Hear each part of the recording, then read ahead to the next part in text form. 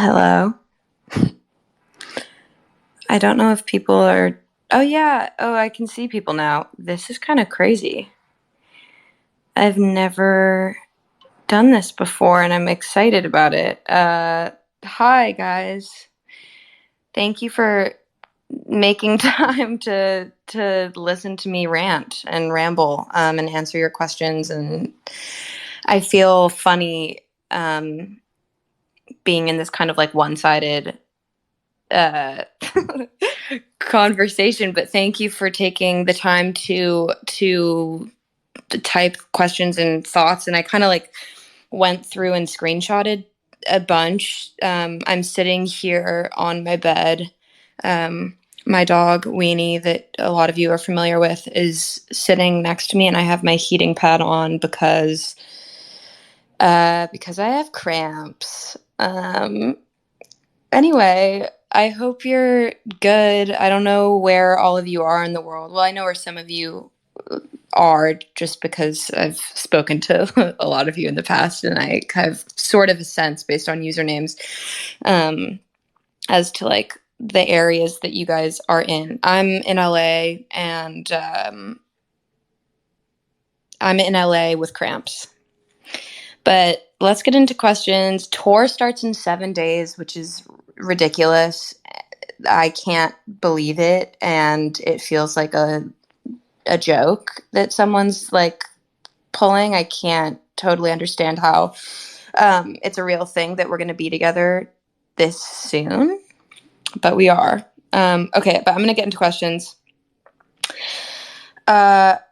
Someone with the username at drunk on this pain said, I'm turning 19 soon, so if you could go back and give advice to your 19-year-old self, what would it be? The first thing that comes to mind is that I think in my teenage years, kind of a little bit earlier than 19, because when I was 19, I was living in New York and definitely felt quite present then. But I think generally in my teenage years, I was very addicted to my phone. And I think as a result of that, like casual addiction, I think that I was careless often, not only like with my platform in terms of how much I feel now looking back, I kind of fell into the trap of like navel gazing and like occasional like narcissism and concern over likes and that kind of thing. I think careless in terms of joking about, certain things that were not funny, or careless with myself because of the amount of time I spent scrolling. Like that was deeply unsafe for my mental and emotional health. And so looking back, even just like, 4 years later in these kind of like newer adult years of my life, I'm trying to listen 1,000 times more than I speak, which is, I guess, ironic, as I now have the mic. But I just feel like stepping away from social media would have helped my development as a person when I was younger, especially as an anxious person and an occasionally depressed person. I feel like it triggered a lot in me constantly that was, scary. And I think that being said, I'm incredibly grateful for my platform and mostly for the community that you all have let me be a part of, because finding support with you guys has changed my life entirely.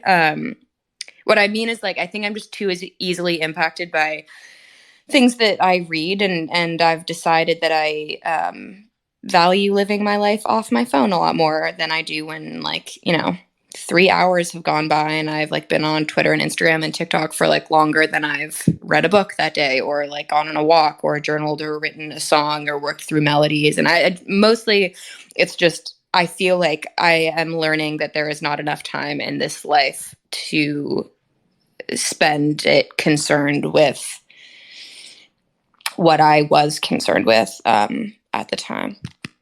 Long-winded answer, no? Okay, next question. Let's see. Oh, this person, the username is Nikova BRM. NKS. Asked, it is a great curiosity for me. Have you ever cried writing a song, feeling your heart ache while writing? Yes. I sobbed writing Older. I sobbed writing Older. That one was tough. Rena asked, are you getting used to growing up? Because I'm not, and I need advice. No, I'm not getting used to it, but I have been in a lot of therapy, which is lucky. I've been in a lot of therapy over the past year and a half. I started going back over, Zoom during the pandemic, and something that I have spent a lot of time working on is how to be present, because it helps me feel grounded in today versus concerned about tomorrow or 5 years from now, when it's very true that like tomorrow does not exist yet at all. And so that's, I guess, like the only advice, because I also constantly feel like I need advice myself. I'm 22 and I know very little about the world, but I have found that my heart feels better when I am when I intentionally ground myself. And I guess like how to do that, because I didn't know for a really long time. For me, what helps is journaling in general helps me with everything. But like sitting and putting my phone away, getting off a screen and reading beautiful stories helps me massively. I'm reading this one right now that's like, I guess it's a little bit adult, like maybe I think it's just gorgeous in my opinion. It's called Abandon Me by Melissa Phoebos. I hope I'm pronouncing her last name correctly, but it's been massively inspiring. And I feel like I'm in the middle of it right now, but every time I sit down and pick it up and read, I feel like I'm kind of just in a completely different universe because I'm so drawn in by her writing. So, maybe that's actually not presence and maybe that's like escapism, but I don't know. It helps me. Megs, the username is cardigans with a Q.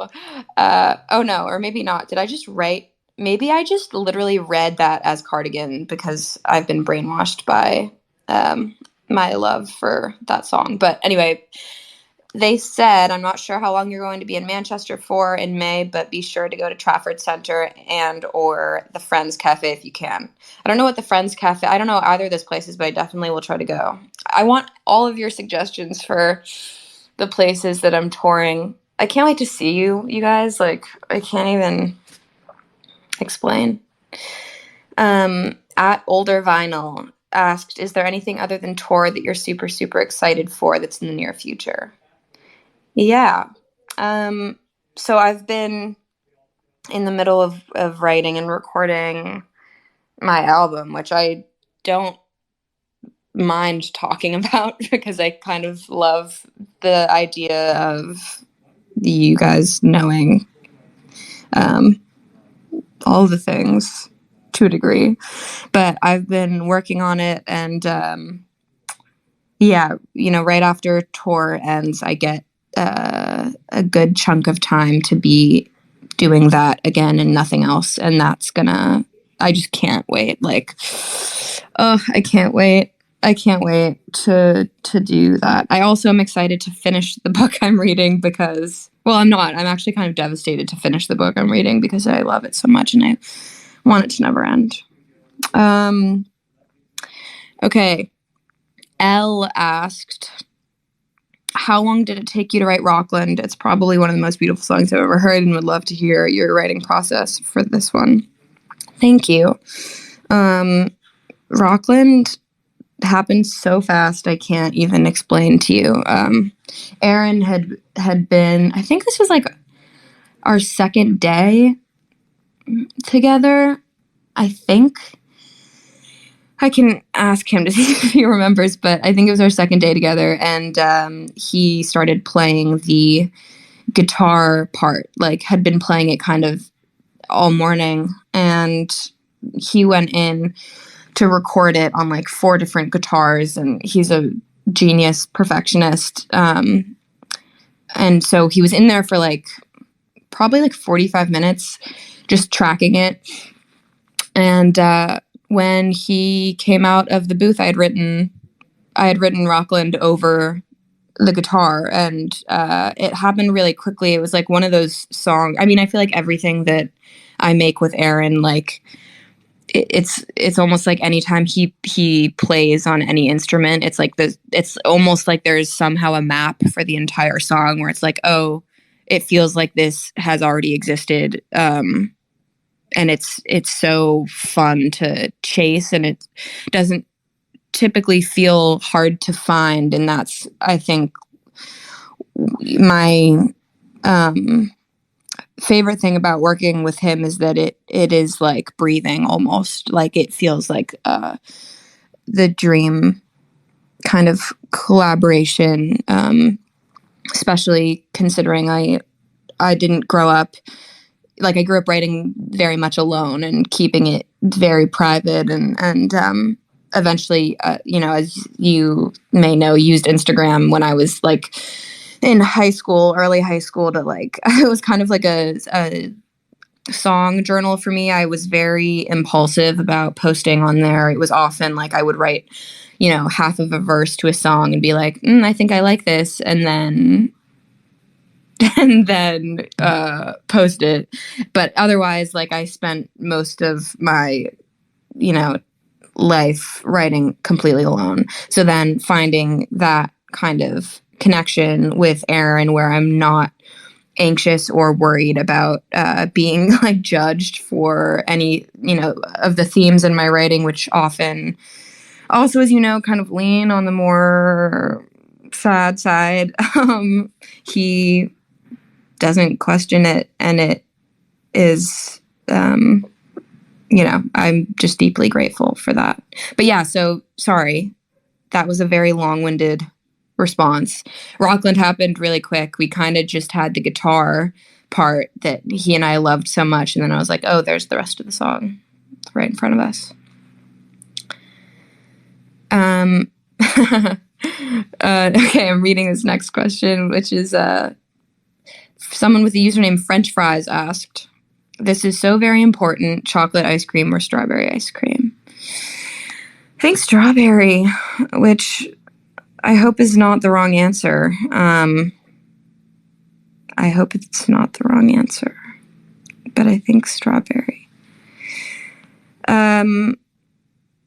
Sadie, the username is Swift in Autumn, asked, "What is your favorite lyric?" And I miss you, I'm sorry. I think my favorite lyric, I also saw another question by someone that was like something along the lines of like, if you could, like, what song, I don't know how, I maybe misread this, but I think it was along the lines of like, if you could not mess up the words to one of your songs performing live, which would it be? And my answer is I Miss You, I'm Sorry, because for some reason, I think literally every single show of the tour last fall, I like fucked up at least once in that song. Like, one of the lyrics was switched around at least in one place, but like there were a couple shows where I really relied on the audience to like carry the song, because I don't know why I blanked so hard. But anyway, my favorite lyric in the song is I think it's "You Said Forever and I Almost Bought It." It's just like a little bit funny to me, that line.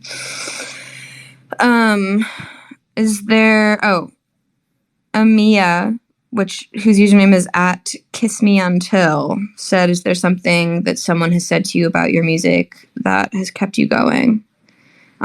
Mostly every single thing that you guys ever say to me about my music makes me feel like I can continue to write. I don't think you understand like the gravity of your words. Like, it really they have changed my life every day since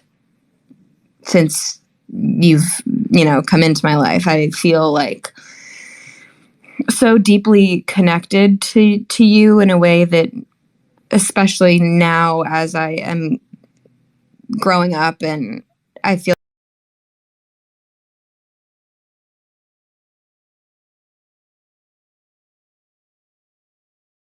like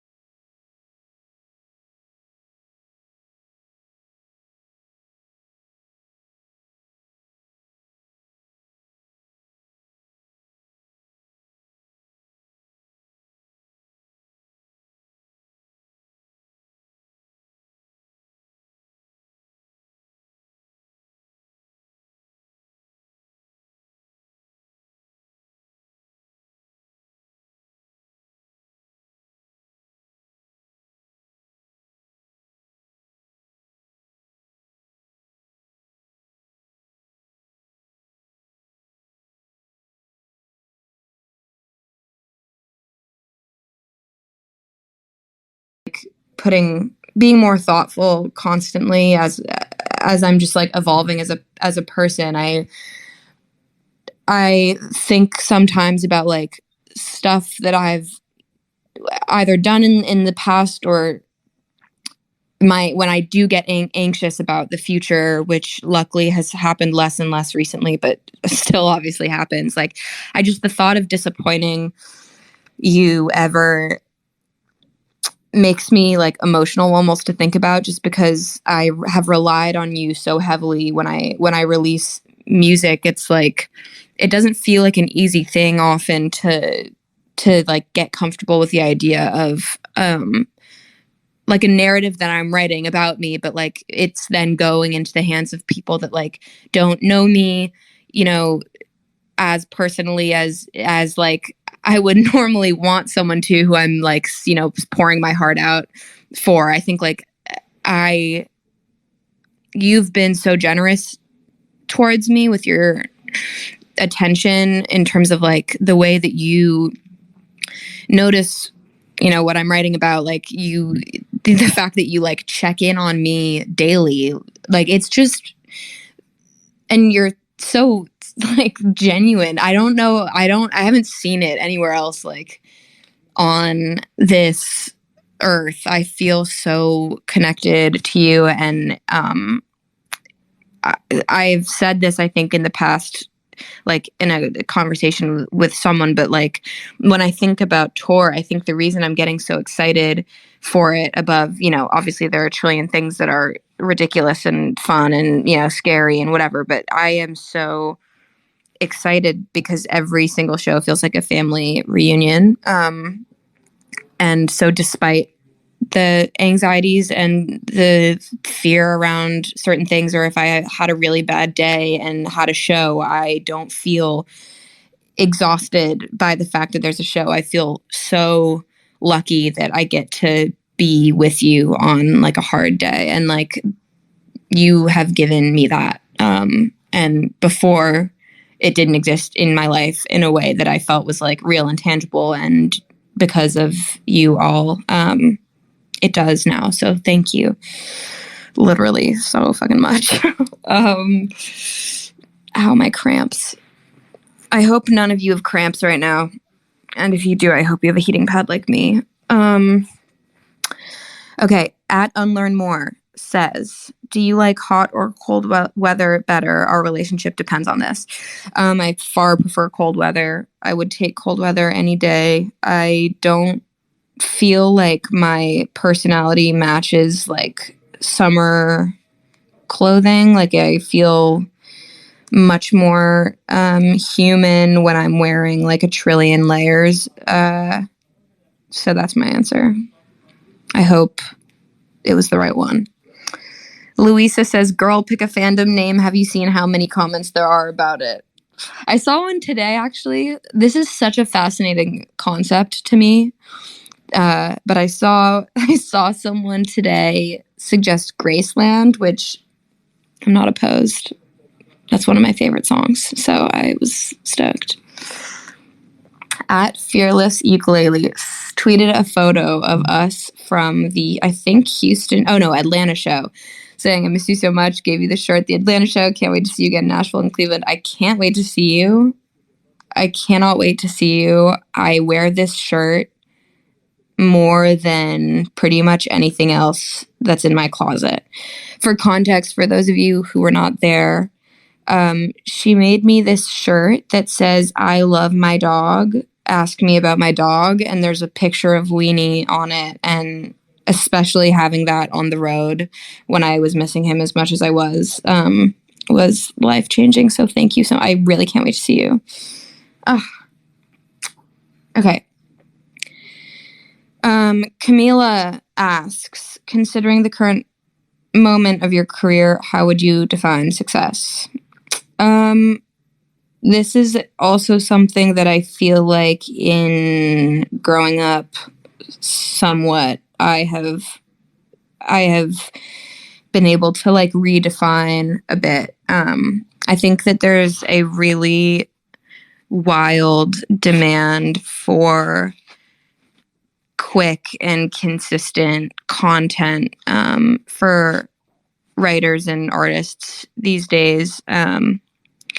And that is really not the way that my brain works. And it's not the way that I feel healthiest, like going about what is I'm lucky enough to like have the fact that this is like I get to do music for a job right now is so fucking lucky. Like I can't even explain it to you. And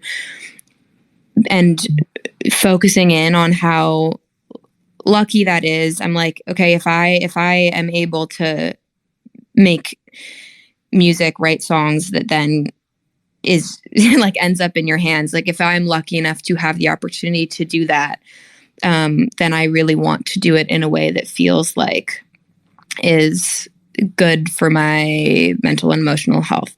And one of the things that I guess like two of the things that I have realized have been most helpful is what I was kind of talking about earlier, is spending significantly less time on social media in general. Doing things like this where I get to check in with you guys is like the dream. And this is my favorite way to be on social media. But in general, if I have like a 15 minutes, don't spend that 15 minutes scrolling on my phone. Like put my shit away and like journal instead of going down the rabbit hole of like, what are they wearing? Or why don't I look like that today? Or, just the like horrible habit of comparing yourself to others when really all social media is like choices that we make to represent ourselves in a particular way online to the masses. I was listening to a podcast that Bo Burnham did with A24, and he said something really interesting, kind of like along the lines of like, which we know, but just hearing him talk about it, someone who I admire so much, whose art I admire so much, who I think is incredibly brilliant and thoughtful about his presence on social media. But it's kind of like we're all walking around like figuring out how to market ourselves, and that's so scary. Like that freaks me the fuck out so hard. And so in terms of like how I would define success, like for me right now, if you love my music, if you like connect to it, like that is, I feel like I have succeeded in finding a community where my music can live. The other thing is like the process for me is the greatest part, like beyond than when you listen to my music. That is when you listen to it and connect to it and write to me saying that it made you feel some type of way. That's like, nothing in the world compares to that. But I also think like for me, I would be writing this much whether or not I was lucky enough to get to do it as a job. And so the process, like the setting for me in which I'm writing, like I learned it really matters. And when I got out of LA, for example, and started working on the East Coast with Aaron, or on the East Coast writing by myself, like I felt open and I felt available in a different kind of way. I felt farther away from kind of like the noise and the distractions of being in the city where like the industry flourishes and lives, and where there are a trillion voices that are like, suggesting it would be better for like one's career if 5 TikToks were posted a day and you released a song a month and that kind of thing. And I completely understand, like, that we believe that people's attention spans are short, but I think like I have felt most personally successful when I have disconnected from that mentality a little bit. And like, I don't know, I hope that makes sense. I am literally sitting on my bed talking to the walls, but I hope that any of that makes sense. I also think that I can add some of you, like, I believe that I can add some of you to this eventually. Okay, next question. Let's see. Samantha TV with the red scarf emoji says, when you write a song, do you intentionally write it in a way that people will be able to relate to it with their own personal experiences, or does that just happen? I when I'm writing, it's always because I feel like I need to, or I will like crumble and fall apart. So I've gotten more used to the fact that like I am not unique in my experiences, and not to say that like my experiences are not like I value them, and I know that they are worthy of like reflection and analysis and all that. But because of you guys and because of the music that I've released so far, and having the opportunity to like see your reactions and responses to it, like I now know that I am not unique in my experiences. Like I know if I'm writing a song about a really hard day or a really long stretch of serious anxiety, like crippling anxiety, I know for a fact that one of you will have gone through something, if not identical, at least very similar. And to have that in the back of my head has made writing a lot easier, I think, like because I know that you're on the other end of it. If that makes sense. So it does sort of, I guess, to answer your question, it just happens. But I think, like we as people will find a way to like, just things resonate, words resonate with us as human beings. And so it does happen. But I'm also aware of like, when you guys write to me about your days and tell me about like a really hard test that you took at school, or a relationship with a boyfriend or a girlfriend that like feels like it's kind of burning out, or feeling homesick, or whatever it is, like I know sort of what you're going through. And so if I'm going through anything tough, I'm like, okay, if I write a song about this, at least one of you I think will understand.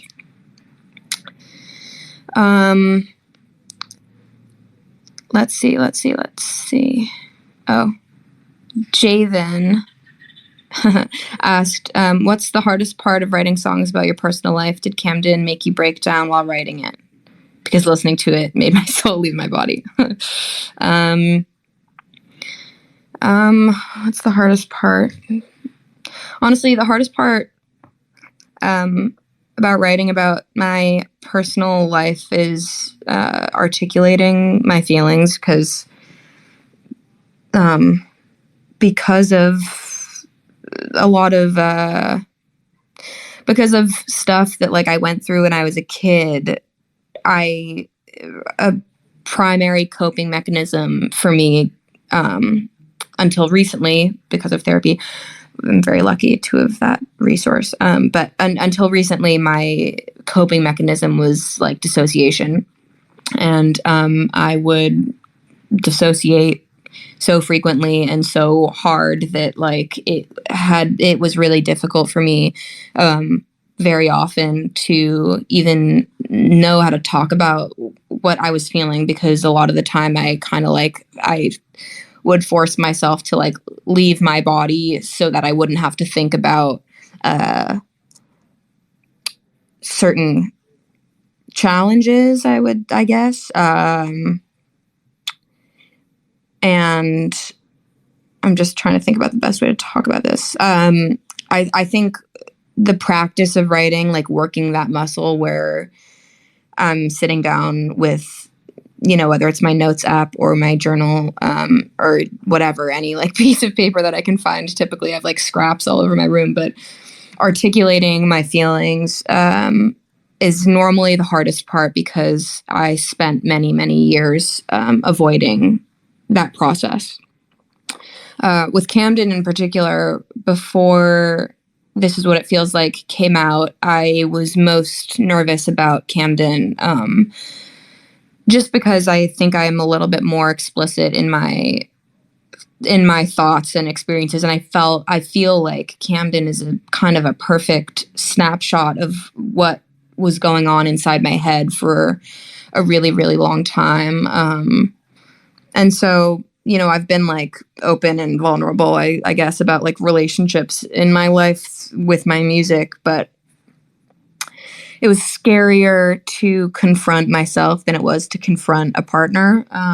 And so I didn't break down while I was writing it. I felt I was in a very safe space, and like, you know, again, working with Aaron, it feels like breathing. And he definitely like challenges me in a way that I feel like I've implemented, honestly, into like other areas of my life unrelated to music. But point is, no, I didn't, luckily I did not break down into like some teary mess when writing the song, but I do remember feeling incredibly scared of it for a sec, and sort of unsure whether or not it was like gonna not work, but just like I didn't really know. I don't know. That one was like especially heavy. And then same person, Javen, also says, Gracie, would you do another baking thing on Instagram Live? We miss you. I would love to so much. Maybe I'll do it from the bus on tour. What do we think? Like in our tiny kitchen, I'll do some microwave recipes. Right? Let's see if I can. Okay. At Solar Power HS says, what's your favorite breakfast cereal? And also apple juice or orange juice. My favorite breakfast cereal, well, if I'm like getting a sugar cereal, I love Cinnamon Life. In Maine, when I was growing up, we used to have Cinnamon Life all the time, and so that one's really nostalgic. And then I choose orange juice over apple juice.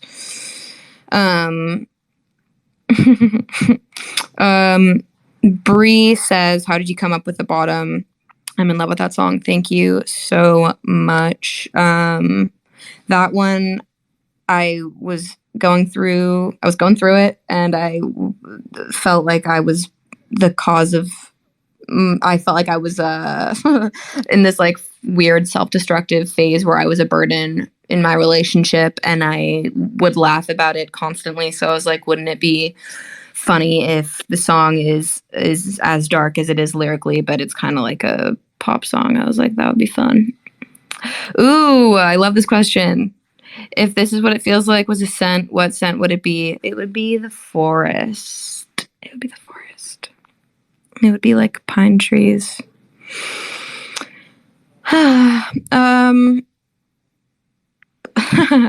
Bree also said, what is Painkillers about? I love you. I love you more. Painkillers.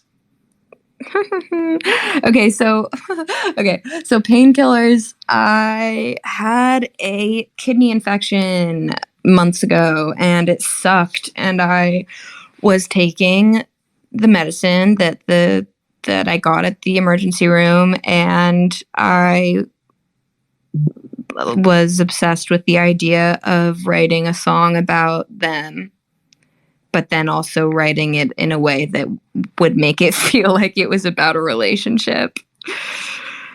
So that's the truth. Belle says, do you like Gilmore Girls? Love it. And it's very strange, but I have only ever watched, I think, the first season, but like multiple times. I don't know why. Audrey, my best friend, is like a huge fan. And so I know that I feel like living through her, I've seen a ton. But I love it so much. It's like a comfort show, you know? Let's see. Aw, Michaela, thank you for... Aw. Are you guys live tweeting? I haven't... Oh my god, you are! Wait, this changes things. Ooh! Okay, here we go. Michaela said orange juice, strawberry ice cream, and cold weather. I knew I could trust you. I'm glad. Thank you. Let's see. Petition for me to start a podcast. I'm comforting, you think? Says Alex's cardigan. I feel like I am not as well spoken as I would like to be if I were to have a podcast. You know what I'm saying?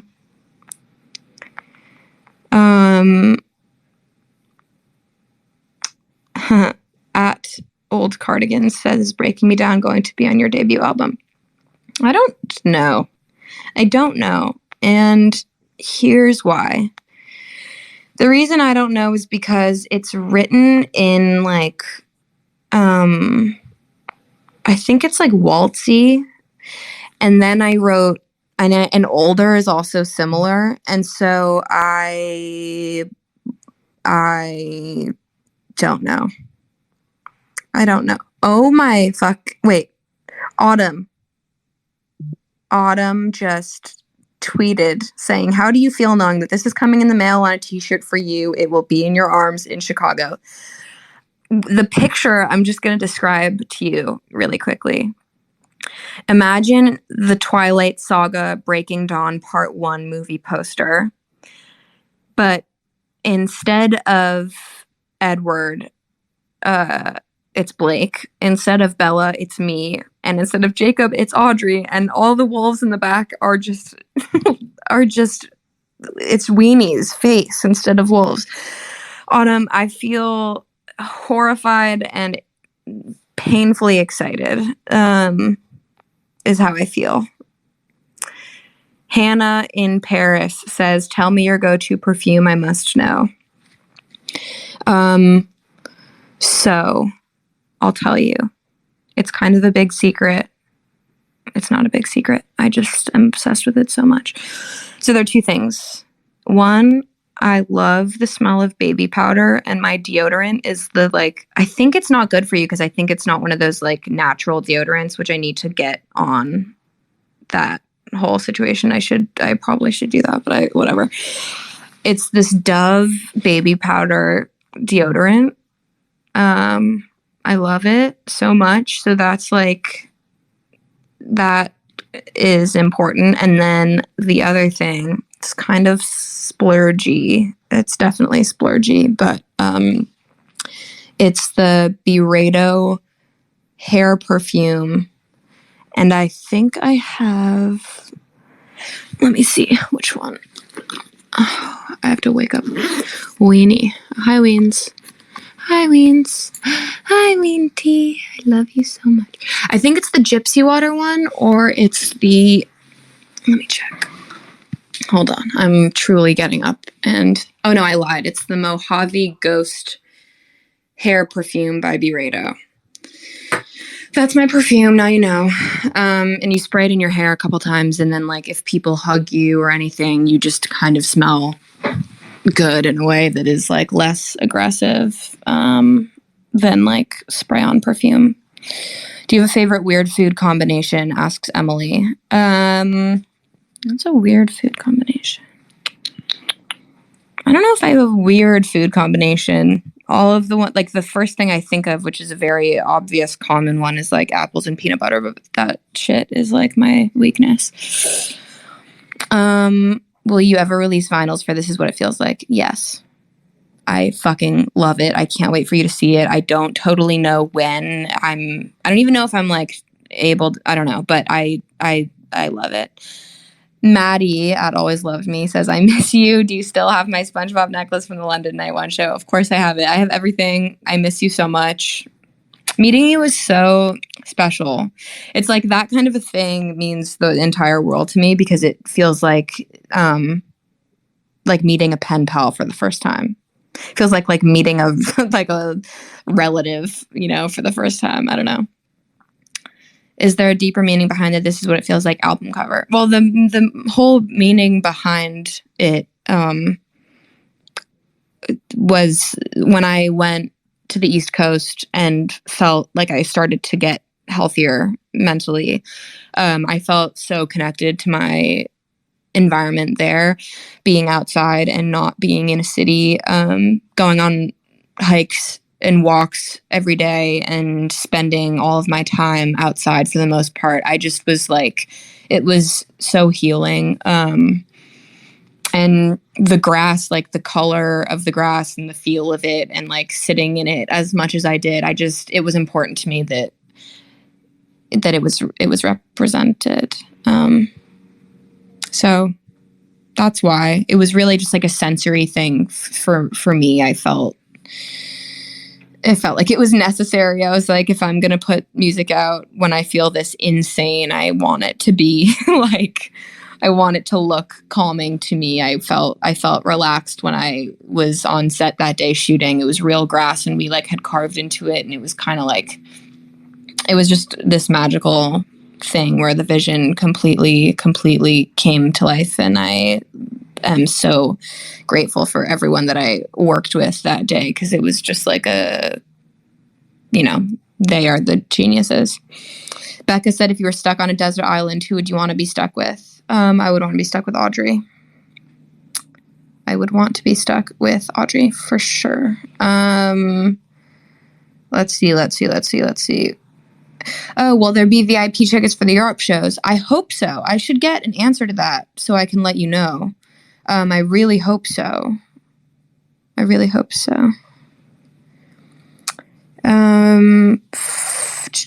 What's my favorite day of the week?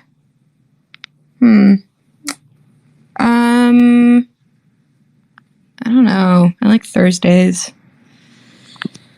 So tomorrow will be fun for us. Wait, I know that you guys are tweeting right now, so can you just tell me how you are? Perhaps? Like, I want to know about you.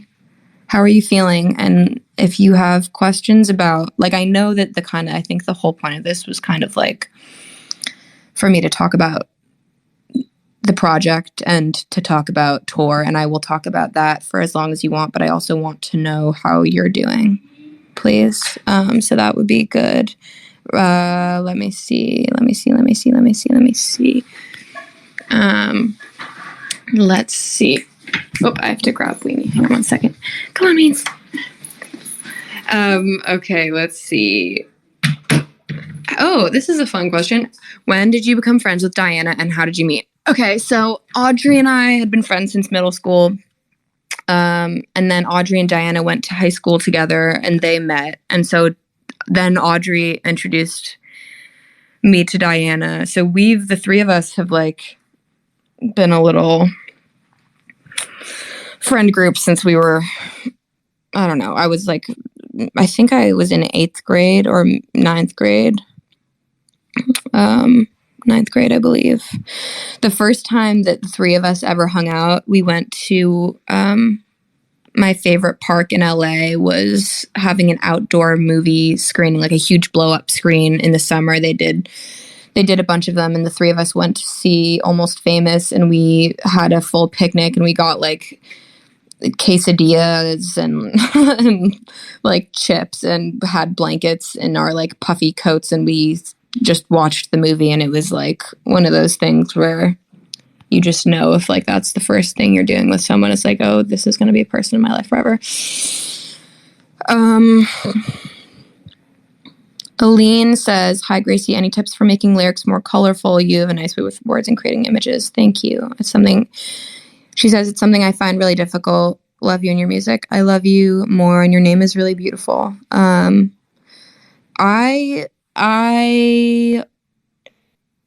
guess, like, honestly, I like, don't hate me for saying this in response to yet another question, but like, journaling has been massively useful. It's been a seriously impactful tool in my writing, because I journal like a fucking crazy person, where I just do try to get down as many details as possible.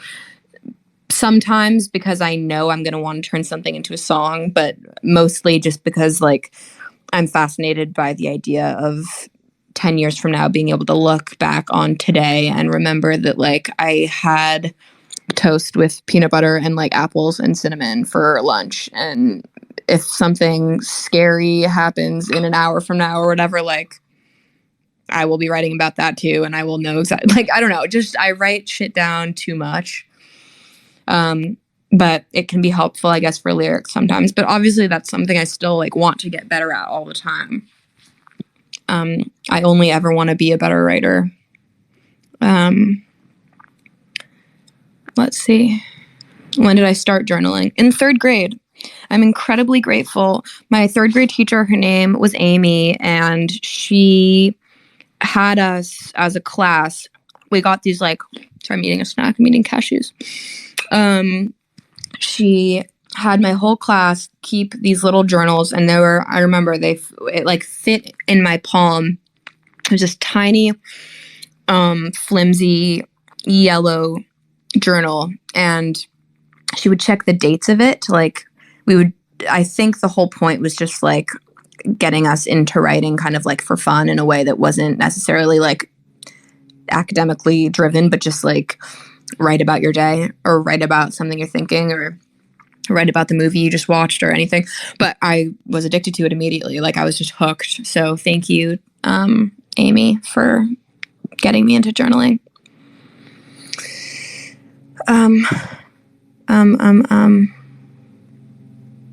Oh, at Mad Woman says, I'm anxious as heck because uni admissions are coming up, but I'm staring at math formulas while listening to you. But thank you so much for the space. It's been comforting. I'm so happy that you feel that way, but also you're going to crush it. I'm excited for you, and I can't wait to, like, you're definitely getting in. Just breathe. These things are so difficult, but then, like, just know you're going to get through it. You're really going to get through it. And I'm proud of you. Let's see what else. Scarlet30 says, I've listened to Older 500 times. That's so many times. Are you okay? Are you okay? Okay. Let's see.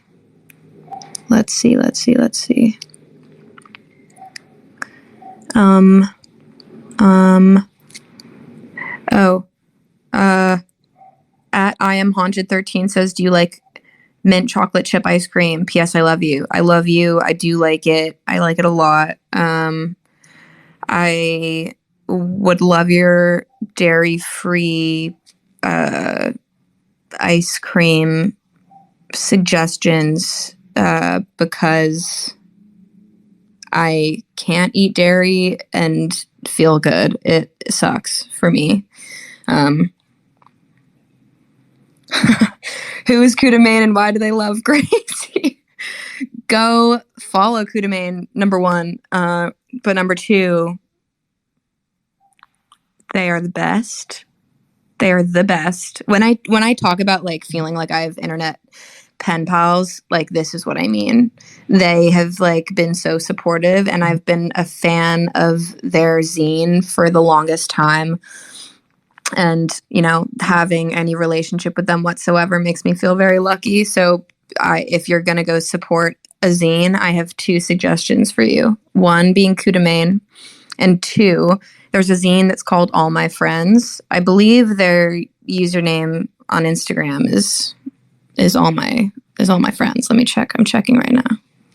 Yep, it's All My Friends zine, and it's my cousin Abby is the founder of the zine. She started it, I think, like 3 years ago, but it's just an incredible forum for, you know, young people to share their art and talk about the shit that young people go through, and it's really gorgeous. And so go support that. It's like sincerely beautiful. I don't know if they're still, like, if their website is still under construction right now. So if it is, and I'm pointing you there, my cousin Abby is going to come for me, but support it regardless because it's beautiful. I don't know if did any of you read Rookie when it was, like, Rookie was a hugely big deal for me. Like, Tavi Gevinson really changed, I think, a lot of young lives with Rookie, and feeling like there was a community there. And All My Friends really reminds me of that. It makes me feel very similarly to the way that Rookie made me feel. Ooh. Lilia says, I have midterms tomorrow. Can you wish me good luck? Good luck. You're going to be amazing. Just breathe. You'll be great. It's going to be amazing. I'm sorry that you have an exam. I am, but imagine how good you're going to feel when it's over. You know what I'm saying? Wait, does anyone want to tell me a joke? Does anybody have a joke for me?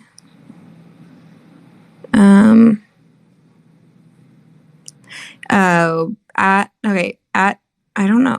Okay, the username is Brian. Says, do you have any book recommendations? If you want to, like, book club with me, I'm in the middle of Abandon Me by Melissa Febos, which I was talking about earlier. It's a bit, like, there's definitely some explicit content in it, so I would be mindful of that depending on your age, just be protective of yourselves. So, but I'm really loving it.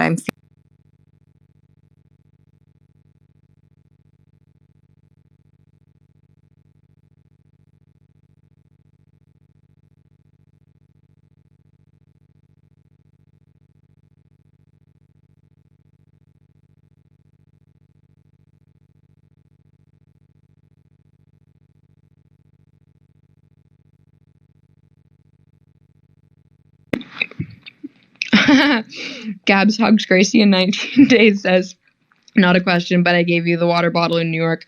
You don't even, I mean, I know you know how much I love that, because I'm pretty sure my, like, jaw stayed dropped for, like, a very long time.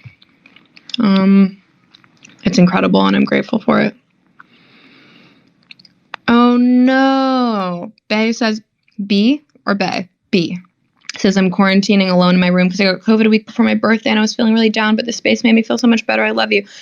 Oh, I'm so sorry. I'm so sorry. What terrible timing. I'm so sorry. I hope that your symptoms are really mild. I hope that you're allowing yourself to rest and recover. I hope that your birthday is still happy. Like, I'm trying to think, what are things, like, birthday things that you could do in quarantine? You could, like, all of the things that I'm going to suggest might sound boring, but you could do, like, a movie marathon with yourself. You could stream your favorite movies. You could FaceTime your friends. We could talk. I'm eating an apple now. Sorry. How old are you turning? Let's see.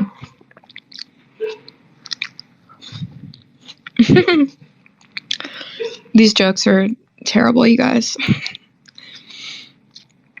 Abby says, can I give you Canadian maple syrup at your Vancouver show? I would lose my mind at Canadian maple syrup. I would absolutely lose my mind. Um, um, um, um, um, um, um, um, um. That's so bad. At I am haunted 13 says, Gracie, what do you call a fish wearing a bow tie? Sophisticated. Thank you. That was great. That was really exceptional. That was, you know, the best joke I've ever heard. I might have to leave soon.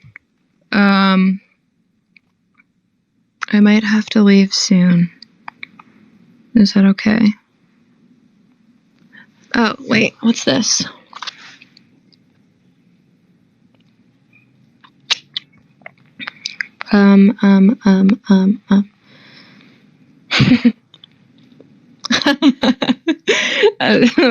Tia says, Gracie, we're sad, depressed. Gracie stands, we don't have funny jokes. Touche. I did laugh though, so maybe like we're all deranged. Meg says, what helps you come out of a bad headspace? I've been in a rough spot recently. Your music has helped me a lot, so thank you. I love you. Hi, I love you so much. I understand. And I was in a bad headspace for what felt like forever, and at the time I believed that was going to be the rest of my human experience, was feeling that way. And I hope that it makes you feel better knowing that that was not true. I feel like there were a couple big things that I know helped me get out of it. Number one was writing. Open a journal, take a scrap piece of paper or a Post-it note or something, and just write. It doesn't need to be pretty. When I start writing after having like a lull in the consistency, sometimes I feel like it's robotic and I'm like, whose voice is this that I'm even like speaking in? Just write. Just keep writing. Number one. Number two, talk to someone in your life that you love and trust, because I feel like oftentimes when we get into these head spaces that are unproductive and sad, we feel like, at least I did for a while, I felt like a burden. And so instead of searching for help and perspective in the people that I love and trust, I kept it all to myself and I bottled it up. And that, you know, like things come up. It just happens. Like you can't, it's not sustainable, to live that way. So talk to someone that you love and trust, please. The other thing I would say, I talked about it, I feel like in response to like 6 of the questions earlier, but sincerely getting off your phone, and doing anything else, like go on a walk in your neighborhood if you can. Sit on the floor of your room and like stretch. There are so many videos on YouTube that like have helped me calm down, like free videos. I know I haven't done many of them, but I've done a few Yoga with Adrienne videos, which I know like are wildly popular. But I did one last night that was like a 10-minute bedtime wind down kind of a situation. And I was feeling a little bit anxious last night before I did it. And, you know, I'm sure in certain situations it takes more than like a 10-minute yoga video to get you out of that place. But it just changing up your routine a little bit instead of like sinking into what feels comfortable. Like, you know, for example, if when you get sad, your go-to is to like binge a TV show or, you know, self-isolate, I would recommend, just like advise that you try switching it up a little bit and just lean on the people that are in your life. Like you are very loved and you have a support system, whether or not it feels obvious to you in the moment, or if you feel like too much for someone, like you aren't. And I think I would just like try to remind yourself that you are taking the right next step in being honest with yourself about how you feel also. I hope that helped. I'm really not, I don't know. I hope that helped. Okay. This was really fun. I feel very grateful to have spoken with you guys today and checked in, and thank you for everything. I feel painfully lucky to have you. I don't know. I really do. I'm like speechless. Sorry. Thank you. And yeah, if you ever have any questions, I'm around. I thank you for understanding also, just in general, like that it's helpful for me to have space from my phone too. I just recommend that we all like try to put it down a bit more. Okay. I love you guys. And yeah. Okay.